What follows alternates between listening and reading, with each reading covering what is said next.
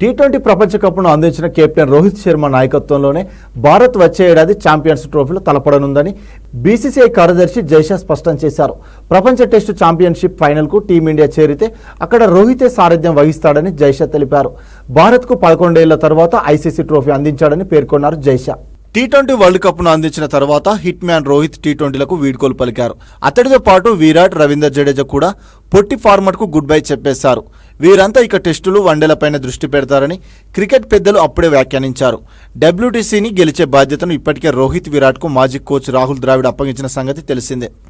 కాగా వచ్చే ఏడాది జూన్లో 3వ ప్రపంచ టెస్ట్ ఛాంపియన్షిప్ ఫైనల్ జరగనుంది. ప్రస్తుతం డబ్ల్యూటీసీ పాయింట్ల పట్టికలో భారత్ అగ్రస్థానంలో ఉంది. వచ్చే ఏడాది మార్చి నాటికి తొలి 2 స్థానాల్లో నిలిచే జట్లు ఫైనల్లో తలపడతాయి. టీమిండియా ఇప్పటికే 2 సార్లు ఫైనల్కు చేరిన విజేతగా నిలవలేదు. మరోవైపు 8 దేశాలు పాల్గొనే ఛాంపియన్స్ ట్రోఫీ ఫిబ్రవరి 19 నుంచి మార్చి 9 తేదీ వరకు జరగనుంది. ఇప్పటికే డ్రాఫ్ట్ షెడ్యూల్ను ఐసీసీకి పీసీబీ అందజేసింది. మార్చి 1న లాహోర్ వేదికగా భారత్ పాకిస్తాన్ మ్యాచ్ జరగనుంది. అయితే ఈ డ్రాఫ్ట్ షెడ్యూల్కు బీసీసీఐ నుంచి ఇంకా సమ్మతి రాలేదు. కేంద్ర ప్రభుత్వ నిర్ణయం మేరకు బీసీసీఐ తదుపరి చర్యలు తీసుకోనుంది.